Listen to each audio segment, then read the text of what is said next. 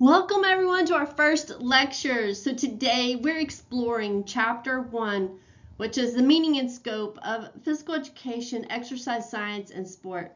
This foundational chapter sets the stage for understanding the core concepts, disciplines, and future directions in our field. Here we go. So after reading this chapter, you should be able to identify your social identity and systems of meaning and discuss how that impacts you as a future professional in the field of kinesiology. You should also be able to define the following specialized areas of study: sport philosophy, sport history, sport sociology, sport and physical activity, motor development, motor learning, biomechanics and exercise physiology, and more.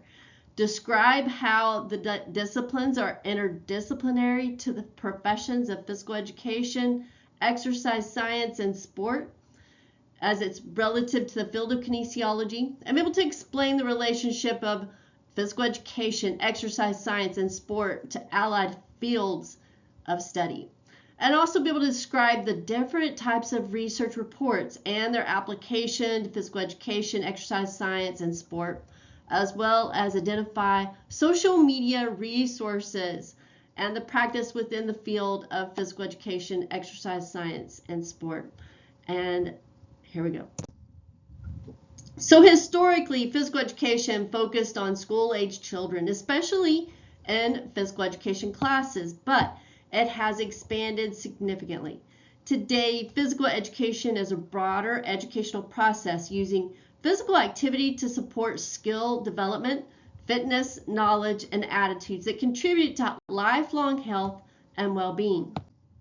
Let's take a closer look at some definitions. Education is a lifelong process, not just what happens in a classroom, people. Physical education focuses on educational development and supports learning across the lifespan in a variety of settings, thank goodness. It helps people refine their motor skills, maintain fitness, gain knowledge about physical activity, and develop positive attitudes toward movement. This prepares individuals for active, healthy lifestyles. Here we continue our theme. The distinction between physical education, exercise science, and sport is important. Physical education focuses on educational development, whereas exercise science explores the scientific principles behind movement. We'll go into a little bit more detail here in a moment. Sport, on the other hand, involves competitive, organized activities with rules. And some other definitions of terms. So exercise is physical activity done for the purpose of getting fit that increases energy expenditure above your baseline levels. It is planned, structured, and repetitive. The duration, frequency, and intensity of exercise can be measured and altered. It can be progressed, it can also be regressed. Now, physical activity is bodily movement that's produced by the contraction of the skeletal muscles that substantially increases exercise expenditure above the baseline level. As a broad term, it encompasses exercise, sport, dance, activity, games, activities of daily living, and active occupational tasks. Now, physical education, we just talked about. It's a subject matter. It's taught in schools that provides K through 12 students with opportunities to learn and have meaningful content and appropriate instruction. Quality physical education programs focus on increasing physical competence, health-related fitness, self-responsibility, and enjoyment of physical activity for all students so that they can lead a physically active life for a lifetime. Now, physical fitness is the capacity of people to perform physical activities. It's a set of attributes that allow individuals to carry out daily tasks without undue fatigue and have the energy to participate in a variety of physical activities. It also is about a state of well-being and that's associated with low risk of premature health problems. Now, sport is well established, and it's about competitive physical activities in which participants are motivated by internal as well as external rewards. Let's talk a little bit about the profession. So it is a profession that involves specialized training for the betterment of society. Professionals in our field typically earn at least a bachelor's degree, with many pursuing a graduate education. Preparation includes the theoretical study, skill development, and practical application under supervision.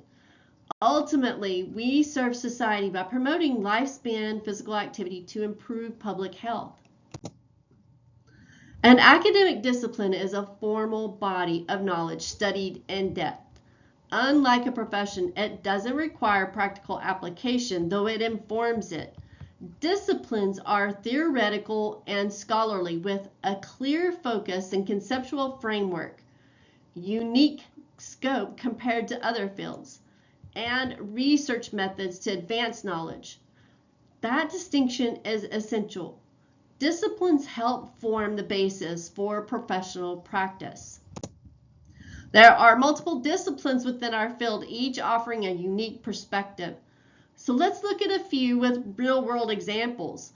Exercise physiology studies how the body responds to physical activity. For example, a physiologist examines how a sprinter's heart rate, oxygen intake, and muscle fatigue change during interval training. Sports medicine and athletic training focus on injury prevention, care, and rehabilitation. For example, an athletic trainer helps a high school soccer player recover from an ACL injury using targeted strength mobility exercises. Sport biomechanics applies physics and mechanics to study movement. For example, a biomechanist analyzes a golfer's swing using motion capture to improve power and prevent shoulder strain. And here you can see in the picture, it's an exercise physiologist that study the body's short and long-term adaptations to exercise. What does your heart rate do? What does your blood pressure do while you're exercising? So let's move into some more of the theoretical and psychological disciplines, which shape how we view sport and physical activity. Sport philosophy examines ethical and conceptual questions. For example, a professor leads a debate on whether performance-enhancing drugs violate the spirit of sport, even if they are legal. Sport history explores past events, people, and trends. For example, a researcher studies the impact of Title IX on the growth of women's collegiate athletics in the United States. And sport and physical activity psychology. This studies behavior and mental processes. So a sport psychologist teaches mindfulness techniques to help a tennis player manage their anxiety before a big match. Now let's look at how we develop and learn movement and how sport connects to a broader society. Motor development studies how movement abilities change over time. For example, a specialist tracks how toddlers progress from crawling to walking and designs age-appropriate play for motor skill growth. Motor learning studies how practice improves skills. So a coach adjusts feedback timing during basketball free throw practice to help a player learn faster. Sports psychology, on the other hand, explores sports' role in society. For example, a sociologist researches how race and income affect youth access to organized sport in urban versus rural areas. And finally, let's look at the disciplines focused on instruction, inclusion, and organizational leadership. Physical education pedagogy studies how to teach PE effectively. A PE teacher incorporates cooperative games to teach teamwork and ensure inclusive participation for all students. Adapted physical activity designs activities for individuals with disabilities. So a program modifies wheelchair basketball rules and equipment to support children with spinal cord injuries.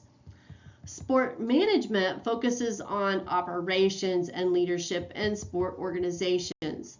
So a sport manager oversees ticketing, budgeting, and event planning for a minor league baseball team. Our work doesn't happen in isolation. It overlaps with several allied fields that support health and movement in unique ways. Health education promotes physical, mental, emotional, and social well-being. So a school health educator teaches students about nutrition, stress management, and the benefits of regular exercise. Recreation and leisure. It encourages enjoyment and renewal through self-chosen activities. For example, a city recreation director organizes free weekend yoga classes in the park to promote community wellness. And dance. It's a blend of physical activity and artistic expression. A community dance instructor leads adaptive Zumba sessions for seniors, improving balance and boosting mood. Together, these fields promote lifelong physical activity and make wellness more accessible and enjoyable for people of all ages and abilities. And as a summary, so physical education promotes lifelong development through physical activity. While exercise science and sport are distinct but related disciplines, the field includes many specialized academic disciplines and professional paths. And allied health fields like health, recreation, and dance enhance physical activity and promotion. And that is all that I have for you today. Have a great day. I'll talk with you soon.